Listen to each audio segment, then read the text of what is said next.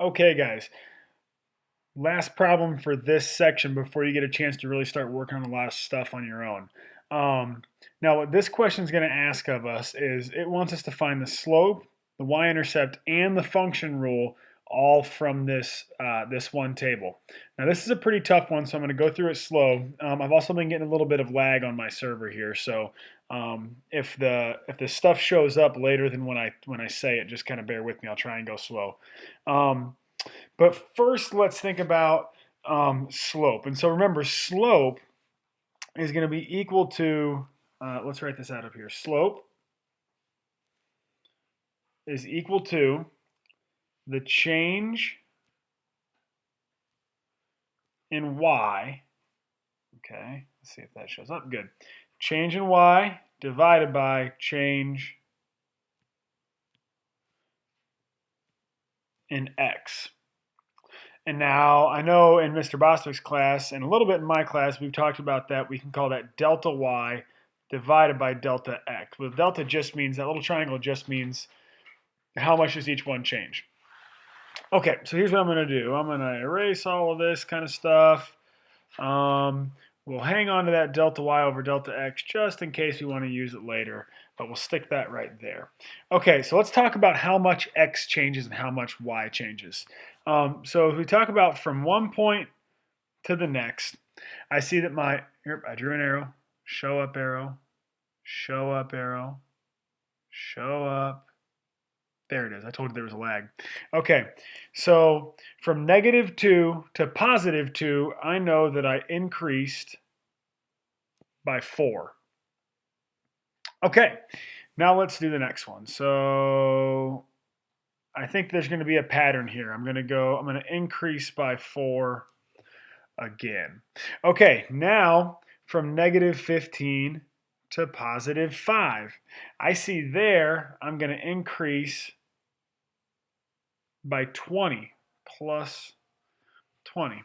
Okay, from 5 to 25, I'm going to increase plus 20 again. Okay, so I've got that pattern. X is increasing by 4, Y is increasing by 20. And so my change in Y, I'm going to write this up here, my change in Y is 20, and my change in X is 4. Now 20, let's see if my 4 shows up. Come on, 4. Show up. Sorry, I think it's the server here at my house, guys. I've got socket cable. It's pretty slow. There it is. All right, so 20 divided by 4 is 5. Therefore, my slope is equal to 5. It's just that easy. A really common mistake is to try and do 4 divided by 20 because the x is on top. Make sure you flip it around and get 20 divided by 4, okay? It's change in y divided by change in x. Don't mess that up. Now, y-intercept. I'm gonna erase all of this stuff now, guys, so we can get that out of our way and we can deal with the rest of this table.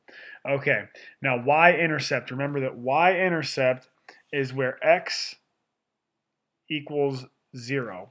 Now, 0, draw it.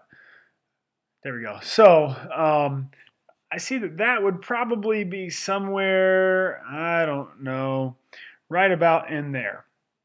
Well, here's the nice thing that I know, is I know that every time x goes up by 1, that y is going to go up by 5. So I can kind of, let's see, I can kind of come up with a couple extra boxes that might be in my table here.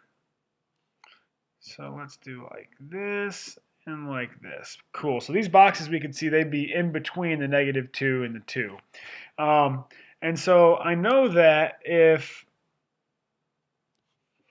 my x increases by 1 from -2 to -1, I know my y is going to increase by 5. So -15 plus 5 is going to be -10. Okay, good, so I'm almost there. Now I also want to go one more step, okay? So as x increases from -1 up to 0, my y is going to increase again by 5. So -10 plus 5 is going to take me up to -5. Okay, so my y-intercept then, we know that's where X is 0, so I draw my 0. You'll see it eventually. And y is negative 5. So I have my x-intercept is 0, comma, negative 5. Now that I've got my slope and y-intercept, function rule becomes a piece of cake. I'm going to write this in y equals mx plus b form. So y equals, now normally I'd write mx, but I know what my m is. M is slope. So m is 5. So I do 5x, and I go plus b.